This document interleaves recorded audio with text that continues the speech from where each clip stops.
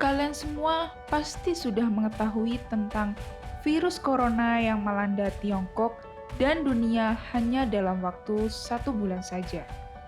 Virus corona yang baru ditemukan ini dapat menginfeksi manusia dengan begitu cepat karena kecepatannya dalam berkembang biak.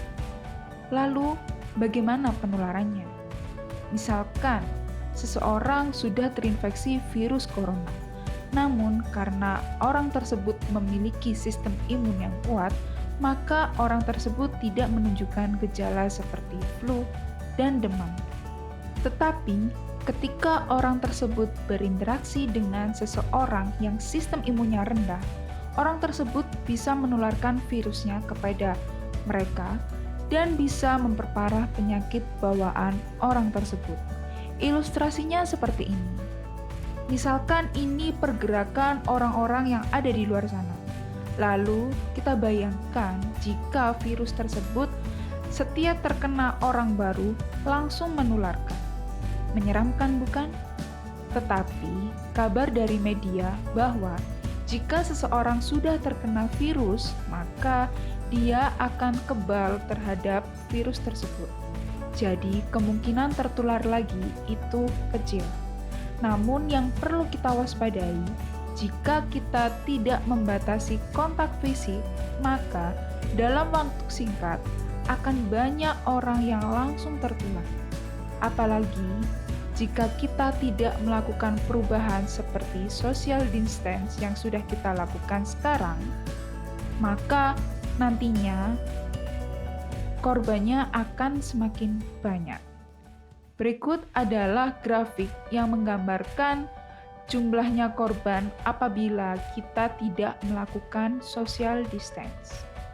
Pada grafik tersebut, sumbu X menggambarkan hari ke dan sumbu Y menyatakan banyaknya korban. Inilah yang dikatakan pertumbuhan eksponensial.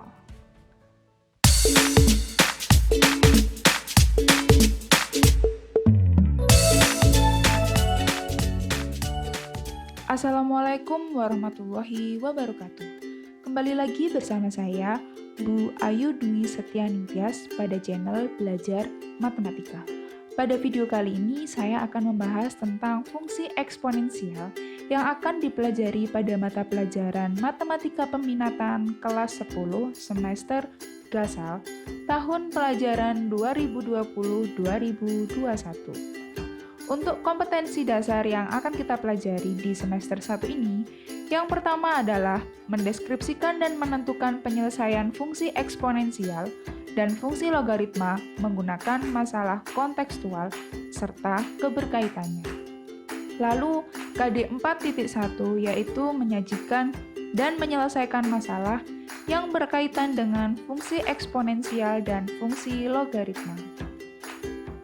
Untuk indikator penilaiannya, di sini terdapat 14 indikator penilaian untuk KI 3 dan 2 indikator penilaian untuk KI 4. Lalu pada video kali ini kita akan mempelajari indikator menggambar grafik fungsi eksponen. Nah, tahukah kamu siapa yang pertama kali memperkenalkan bentuk eksponensial? Nah, beliau adalah matematikawan asal Perancis bernama René Descartes. Beliau kelahiran 1596 dan meninggal pada tahun 1650. Beliau memperkenalkan bentuk pangkat sebagai cara untuk menuliskan perkalian secara berulang. Lalu contoh dari bentuk pangkat itu sendiri, pertama adalah ini 9 pangkat 2. Lalu yang kedua dibaca 50 pangkat 3. Yang ketiga dibaca 121 pangkat 5. Dan yang terakhir adalah 2 pangkat 10. Sehingga dari contoh bentuk pangkat berikut, kita dapat menjabarkan bentuknya seperti ini. 9 pangkat 2 itu berarti 9 kali 9. Lalu yang kedua, 50 pangkat 3 itu berarti 50 dikali 50 dikali 50. Dan yang ketiga, 121 pangkat 5 itu berarti 121 kali 121 kali 121 sebanyak 5 kali. Dan yang terakhir, 2 pangkat 10 itu berarti 2 kali 2 kali 2 sampai sebanyak 10 kali.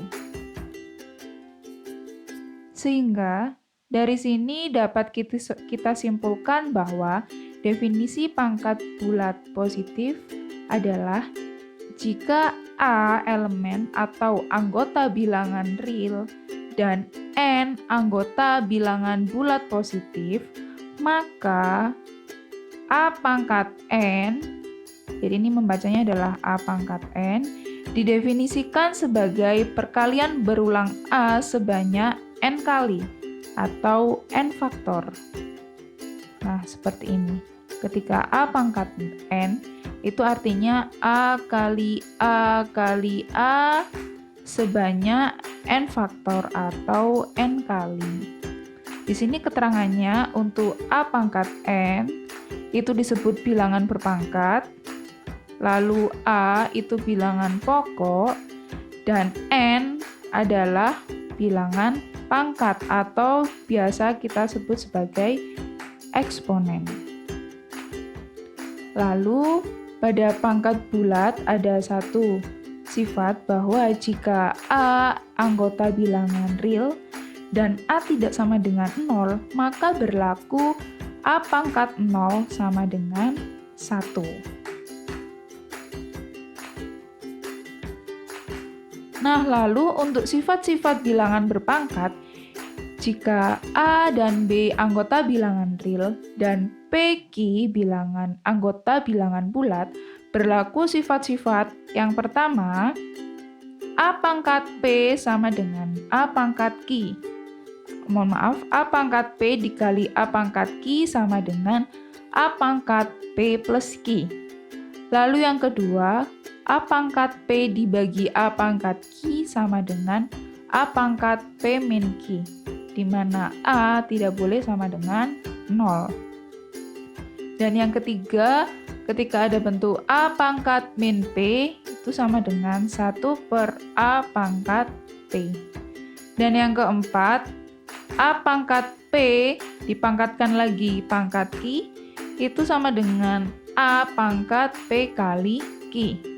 Lalu yang kelima, AB pangkat Q itu sama dengan masing-masing dipangkatkan A pangkat Q dikali B pangkat Q. Dan yang terakhir, A per B pangkat Q itu sama dengan A pangkat Q per B pangkat Q.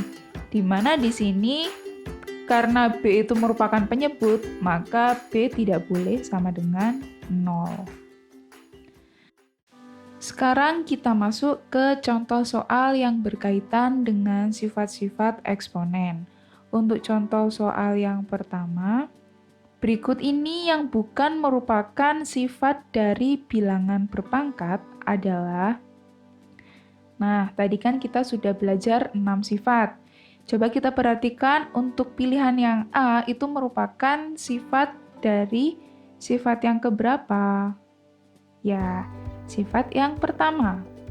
Lalu untuk pilihan yang C, ya itu merupakan bentuk dari sifat yang keempat. Dan untuk pilihan yang D, ya itu merupakan bentuk dari sifat yang kelima. Lalu yang tidak ada, untuk pilihan yang mana? Ya, untuk pilihan yang B, tidak ada di sifat dari bilangan berpangkat. Oke, lalu untuk contoh yang kedua, nilai dari 2 pangkat 0 adalah, ya, berdasarkan tadi yang sudah saya jelaskan, nilai dari A pangkat 0 di mana A tidak sama dengan 0 adalah 1. Lalu yang ketiga, bentuk sederhana dari 4 pangkat 2 dikali 4 pangkat 1 dikali 4 pangkat min 3 per 4 pangkat 3 dikali 4 pangkat 6 adalah, untuk menyelesaikan ini, kita menggunakan sifat yang pertama dan sifat yang kedua dan sifat yang ketiga. Yaitu langkah pertama, karena yang penyebutnya ini berupa perkalian, kalau perkalian kan sifatnya yang pertama. Berarti kita apakan? Kita jumlahkan pangkatnya. 2 tambah 1 ditambah min 3. Begitu juga yang penyebutnya. 4 pangkat 3 ditambah 6. Sama dengan 4 pangkat 0 per 4 pangkat 9. Nah, berdasarkan tadi, 4 pangkat 0 itu artinya adalah 1 per 4 pangkat 9. Sehingga jawabannya adalah yang D. Lalu untuk soal berikutnya, bentuk sederhana dari 3S pangkat 4 kali R pangkat 3 dikali 4ST pangkat 5 dibagi 8S kuadrat R pangkat 3. Sama seperti tadi, kita gunakan sifat-sifat ini. Untuk langkah yang pertama, kita selesaikan pembilangnya terlebih dahulu. Kita kalikan yang bisa dikalikan. Di sini 3 kita bisa mengalikannya dengan 4, yaitu berapa nilainya? 12. Lalu untuk variabel S, apakah yang atas ada temannya? Ya, S pangkat 4 dikali dengan S. Kalau tidak ada pangkatnya, ini berarti pangkat 1. Berarti S 4 ditambah 1. Lalu untuk R, apakah di atas ada temannya? Tidak ada. Kalau tidak ada, maka kita tulis tetap yaitu R pangkat 3. Selanjutnya untuk T, dia juga tidak ada temannya, maka tetap kita tulis T pangkat 5. Sekarang penyebutnya. Nah, penyebutnya kan tidak ada pengalinya, maka dia tetap yaitu 8 S pangkat 2 R pangkat 3. Kemudian ini menjadi 12 S pangkat 5 R pangkat 3 T pangkat 5 per 8 S kuadrat R pangkat 3. Nah, baru sekarang kita gunakan sifat yang kedua, pembagian. Sekarang yang bilangan kita bagi terlebih dahulu, 12 dengan 8, sama-sama kita bagi 4, yaitu 3, yang penyebutnya 2. Lalu untuk S-nya, ini kan S pangkat 5 dibagi S pangkat 2. Jadinya S pangkat 5 min 2. Lalu untuk R-nya 3 min 3. Untuk T-nya karena tidak ada pasangannya, berarti dia tetap T pangkat 5. Sehingga jika disederhanakan menjadi 3/2 S pangkat 3, karena R-nya pangkat 0 jadinya kan 1. Maka tidak perlu kita tulis, tinggal T pangkat 5. Sehingga pilihan yang sesuai adalah yang A. Lalu untuk contoh soal yang terakhir, nilai dari 125 pangkat 2/3 dikurangi 3/2 pangkat 1/5 per 512 pangkat 2/3 ditambah 25 pangkat setengah adalah, kita gunakan sifat pertama dan sifat kedua. Langkah pertama, untuk bilangan-bilangan ini kan merupakan bilangan berpangkat. Nah, itu kita jadikan bilangan berpangkat terlebih dahulu. 125 itu kan sama dengan 5 pangkat 3. Lalu dipangkatkan lagi 2/3 dikurangi 32 adalah 5 pangkat, mohon maaf, 3/2 adalah 2 pangkat 5 ya.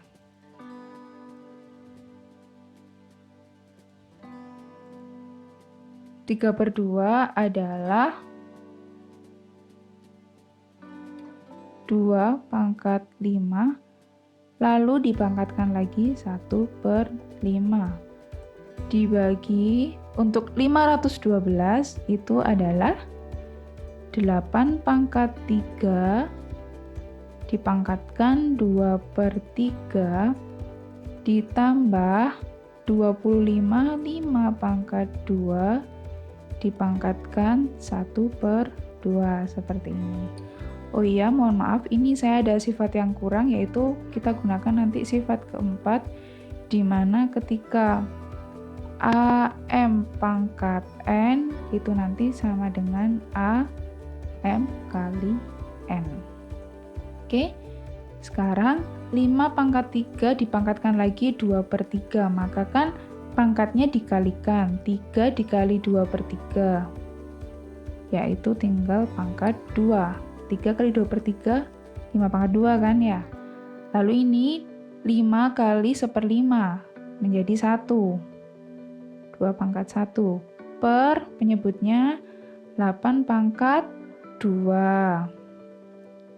Dan yang terakhir ini 2 kali setengah 1, jadi 5 pangkat 1. Sehingga di sini 25 dikurangi 2 dibagi 64 ditambah 5, atau sama dengan 23 dibagi 69. Jika disederhanakan menghasilkan nilai 1/3. Nah, sebenarnya materi-materi tadi sudah pernah kita pelajari di SMP, bukan? Jadi di sini saya hanya mereview. Lalu, barulah sekarang kita masuk pada materi intinya, yaitu fungsi eksponensial. Nah, contoh fungsi eksponensial adalah yang pertama, Y sama dengan 3 pangkat X. Lalu yang kedua, Y sama dengan 5 pangkat 2X. Yang ketiga, 1/4 pangkat X. Dan yang terakhir 1-7 pangkat X. Ini merupakan contoh-contoh dari fungsi eksponensial. Sehingga dari contoh-contoh tadi, maka kita memperoleh pengertian dari fungsi eksponensial atau definisinya, yaitu fungsi eksponensial merupakan fungsi yang memetakan setiap X elemen bilangan real ke dalam fx sama dengan A pangkat X dengan A lebih dari 0 dan A tidak boleh sama dengan 1. Jadi di sini bilangan A atau basisnya itu harus, jadi di sini bilangan A atau basisnya itu harus lebih dari 0 atau bilangan positif dan dia tidak boleh sama dengan 1. Nah, lalu untuk bentuk umum fungsi eksponensial itu sendiri adalah dituliskan seperti ini. Y sama dengan fx sama dengan KAX, atau F memetakan X kepada K kali A pangkat X. Lalu jika bentuknya tidak seperti ini, apakah itu salah? Tidak. Ini merupakan bentuk umumnya dari fungsi eksponensial. Jika bentuknya tidak seperti ini, itu merupakan fungsi eksponensial, tetapi bukan merupakan bentuk umum. Seperti contoh yang tadi saya tampilkan, yaitu 1-2 pangkat X. Nah, ini merupakan contoh fungsi eksponensial, tetapi bukan merupakan bentuk umum. Seperti itu. Kalau yang merupakan bentuk umum, contohnya adalah 2 pangkat X, 3 pangkat X, dan seterusnya. Nah, di sini untuk keterangannya,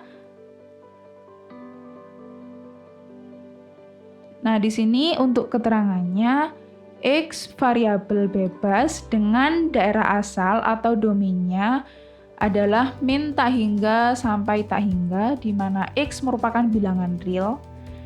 Dan untuk A adalah bilangan pokok atau basis dengan syarat A-nya tadi kan sudah ada, yaitu harus positif dan tidak boleh sama dengan 1.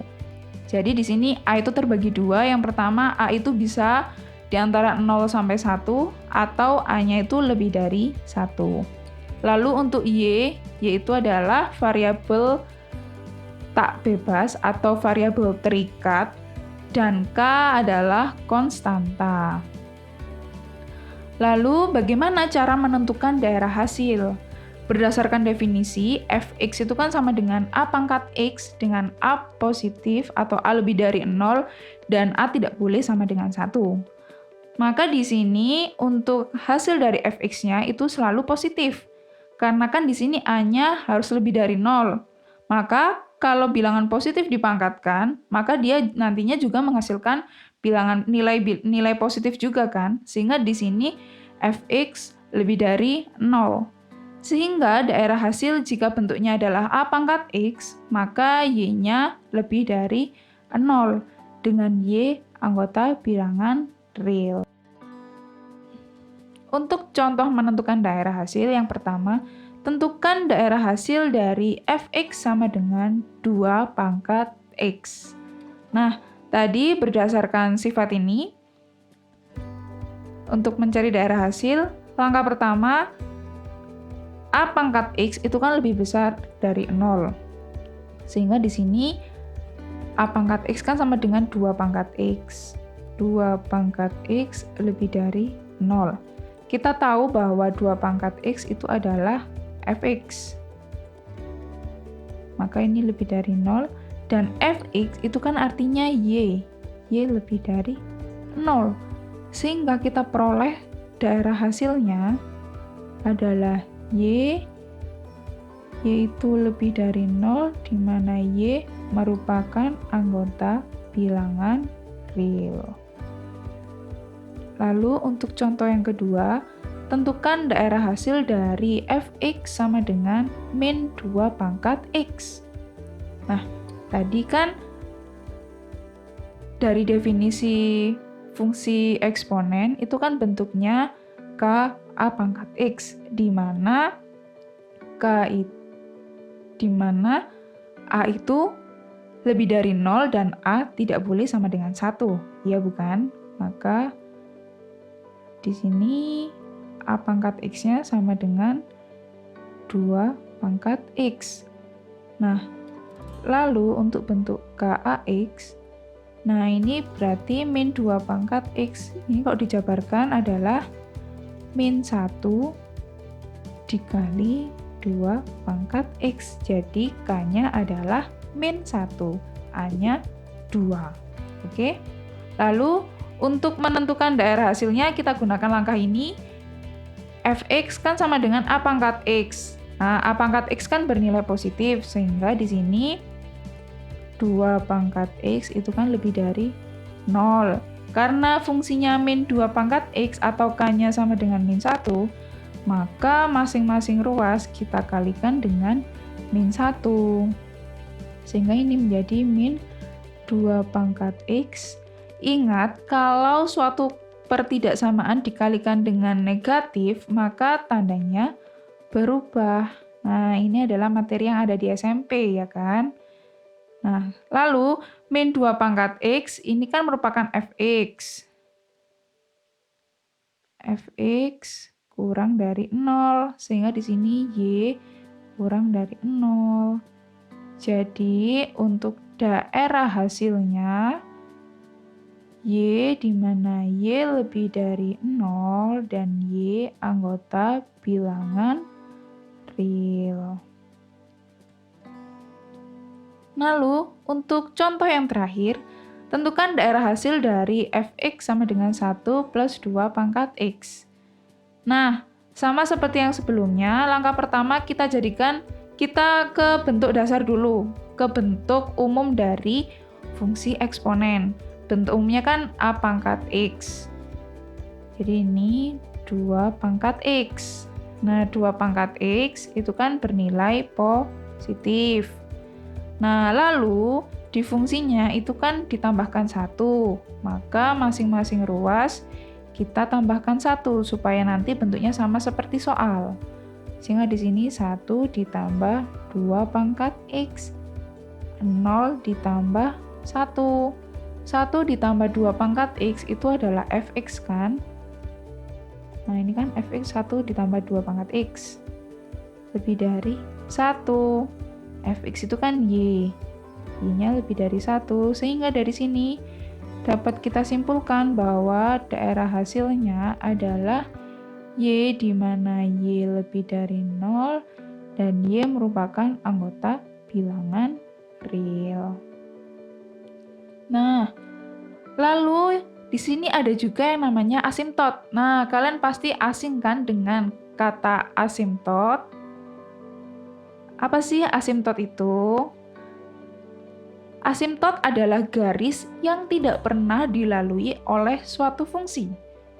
Nah, karena fx itu sama dengan a pangkat x, dan a pangkat x tidak pernah sama dengan 0, ya kan? Jadi fungsi eksponensial itu kan nilainya tidak pernah sama dengan 0. Itu berarti karena tidak pernah menyentuh 0 atau y sama dengan 0, maka asimtot dari fx sama dengan a pangkat x adalah garis y sama dengan 0. Jadi inilah asimtot dari a pangkat x, yaitu y sama dengan 0. Seperti itu. Nah, untuk penjelasan menggunakan gambar akan kita bahas pada video berikutnya ya.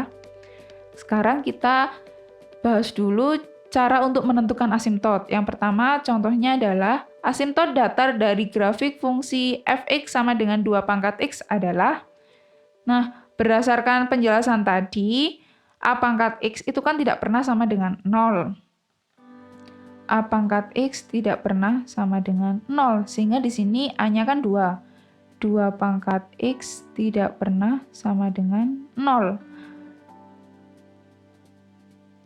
2 pangkat x tidak pernah sama dengan 0. 2 pangkat x itu kan fx. Fx tidak pernah sama dengan 0. Nah, di sini kebalikannya, karena fx tidak pernah sama dengan 0, maka nanti asimtotnya adalah y sama dengan 0. Nah, untuk lebih memahami kita masuk ke contoh kedua. Asimtot datar dari grafik fungsi fx sama dengan 2 pangkat x min 1 adalah, nah sama kita gunakan konsep ini. Tadi a pangkat x kan tidak pernah sama dengan 0, sehingga di sini a-nya yang mana? 2 pangkat x kan? 2 pangkat x tidak pernah sama dengan 0. Nah, lalu disoalkan 2 pangkat x dikurangi 1, maka nanti masing-masing ruas ditambah min 1. 2 pangkat x min 1, 0 min 1. 2 pangkat x min 1 itu kan fx-nya. Fx tidak pernah sama dengan min 1. Sehingga di sini asimtot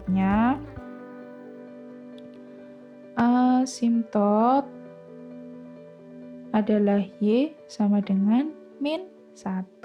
Seperti itu. Oke, mungkin cukup sekian video kita hari ini. Pada video berikutnya kita akan membahas tentang grafik fungsi eksponensial, dan di sana kita akan menemukan gambar asimtotnya. Oke, terima kasih. Apabila ada kritik dan saran yang membangun channel ini agar menjadi lebih baik, silakan ditulis di kolom komentar. Wassalamualaikum warahmatullahi wabarakatuh.